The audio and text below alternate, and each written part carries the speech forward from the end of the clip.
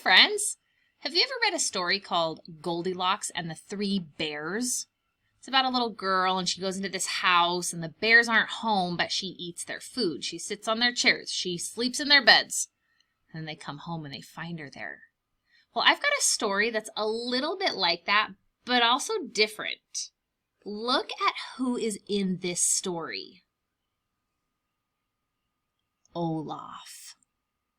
This story doesn't have Goldilocks, it has Olaf. This is called Olaf and the Three Polar Bears. Let's read it and see what we notice that's different. Hello, it's Olaf, your favorite snowman. You're just in time to hear about that day I made some new friends who may have just been a dream, but wait! I'm getting ahead of myself. Do you want to hear the story from the beginning? You do?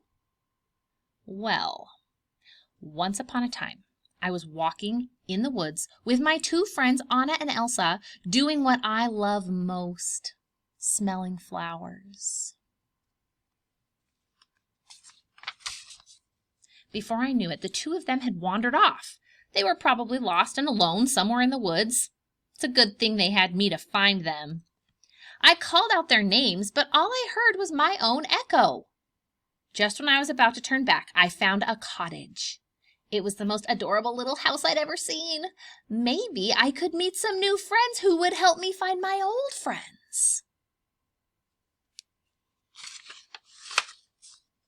I knocked on the front door, and it swung open. "Hello," I called. "Is anyone home?"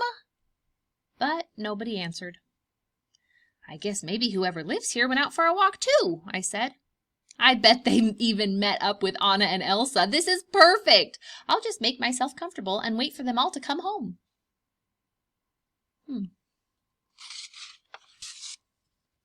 While I was waiting, I smelled something really good, and I went to explore. In the kitchen, I found 3 bowls of porridge on the table. The biggest bowl smelled fishy to me, and the middle-sized bowl smelled a little too much like carrot, which is good for noses but not for porridge.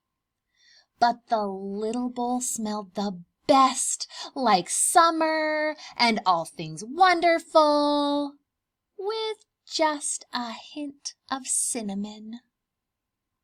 Look at Olaf sniffing it with his carrot nose. Smelling is one of my favorite things to do. Did you know that? Flowers, berries, even porridge.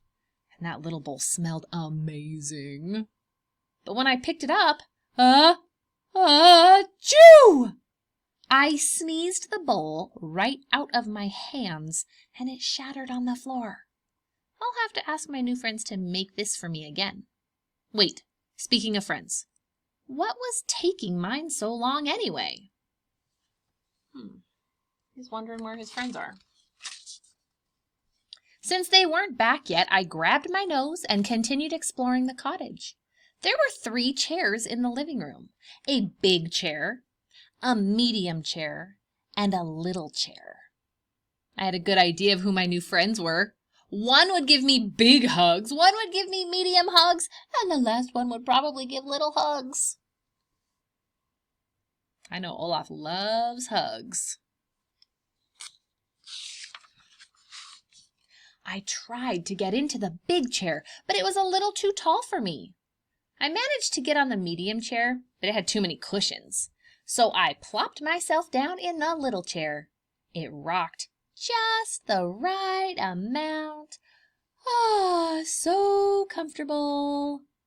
But I rocked too hard, and whoops!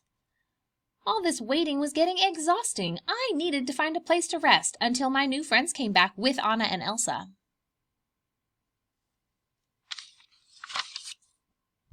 I kept walking around the little cottage, and soon I found the bedroom. There were even 3 beds to choose from. I tried each one, of course. The big bed smelled like fish, just like the big bowl of porridge. The medium bed was covered in fur. It felt like cuddling up with Sven, which is nice for a snuggle, but not for a nap. I got under the blanket in the littlest bed, and it was so cozy. It felt like a big hug from my friends.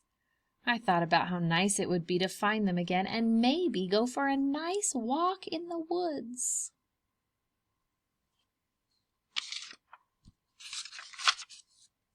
As I was thinking about my old friends and waiting for my new friends to come home, I decided to rest my eyes just for a minute. But while I was resting my eyes, my new friends came back. Who is it? 3 bears.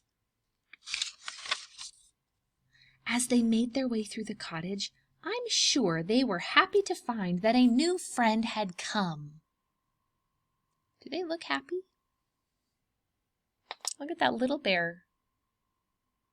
He might be feeling a little sad about his broken chair. Uh-oh.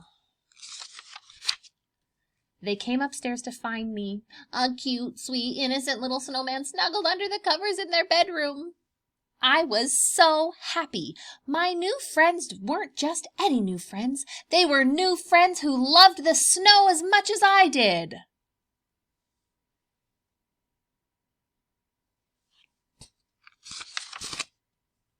Because they were polar bears. I jumped out of bed and ran so fast my legs could barely keep up.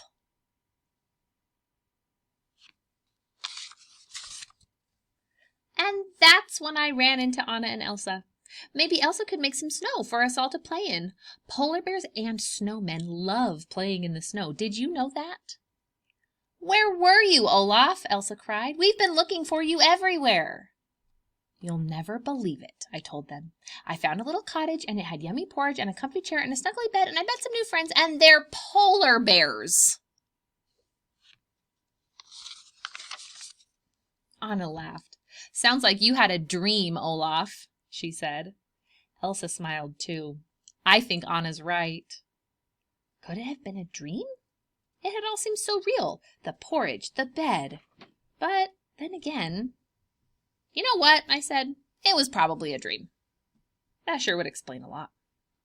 As we headed back to the castle, I shook my head. Silly Olaf.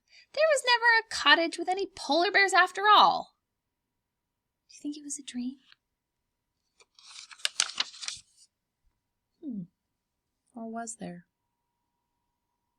Do you see something in this picture? A little polar bear. What do you think? Was it a dream? Or did it really happen? I know that this story had some things that were the same as the story of Goldilocks that I've read before. Like, Goldilocks went into the house and she tasted their porridge, sat on the chairs, and laid in the beds. Just like Olaf. And then the bears came home and Goldilocks ran away. Those things are the same. But some things were also different. Like in the story of Goldilocks, I don't remember there being a snowman or Anna and Elsa. I don't remember them in that story. And I don't remember there being polar bears in the story of Goldilocks. It was a different kind of bear. Can you think of anything else that's different about the stories? There's a lot of things that are different. The story of Goldilocks is a great story to tell over and over and over again with new details. So I thought it was super fun that we could read this together today. If you would like to read more stories with me, you can hit the subscribe button below. I love reading stories with my friends. And if you'd like to learn new things on a screen just like this, I have a virtual preschool class, and we learn new things all the time. There's a link below for that too. I hope I see you again soon, friends. Keep reading.